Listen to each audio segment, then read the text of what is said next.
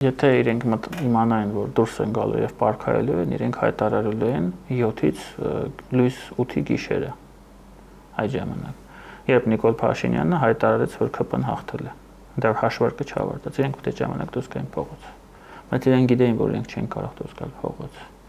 որտեղ այդ էլեկտորատը չունեն, որ իրենց էլեկտորատի զգալի մասը գնված է, որ անվճար ոչ մեկ դա չի անել, որ իրենք ի վիճակի չեն դա անել։ Դրա համար դուրս չեն եկել։ Հիմա ինչ էլ ասեն, տեսեք, մի կարևոր բան։ Եթե դու վերցնում ես մանդատը, դու ճանաչում ես, որ ընտրությունները եղել են լեգիտիմ։ Վերջ։ Մնացածը ինչ դու ասես, որ խաբել են, ադմինիստրատիվ ռեսուրս են կիրառել, չգիտեմ, դա նշանակում է, որ դու խաբում ես քո սեփական ընտրողին։ Եթե դու համաձայն չես ընտրությունների հետ, դու պետք է մանդատը չվերցնես։ Երբ դու մտնում ես խորհրդարան, նստում ես այդ աթոռին, այդ Ղարաբաղի դրոշն է բերում ես, տնկում ես դեմդ։ Դա նշանակում է, որ դու գնացել ես գործարքի իշխանության հետ։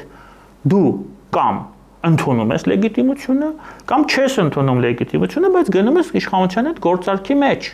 Դու խաբում ես դրանով քո սեփական ընտրողին։ Հիմա թող այդ ընտրողը իրենց այդ հարցը տա։ Դա իրենք մանևրում են, ասում են մանդատները վերցնում ենք, բայց իշխանության լեգիտիմությունը չենք ճանաչում։ Դե չի լինում այդպես, չի լինում այդպես, կամ սենց է լինում, կամ սենց է լինում, կամ սև պետք է լինի, կամ սպիտակ պետք է լինի։ Ոստի այդ կարմիրը մեջտեղը չի տեղավորվում, իրենք ուզում են կարմիր լինեն, չի ստացվում, դա չի լինելու։ Ես դա ասում եմ որպես մոտ, որը հետևել է ընտրություններին տարբեր երկրներում։ Վրաստանի ինտիմությունը չի ընդունում, որ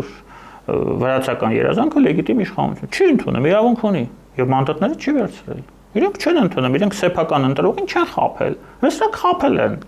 Թող գնա պատասխան տան, ինչ ասեմ։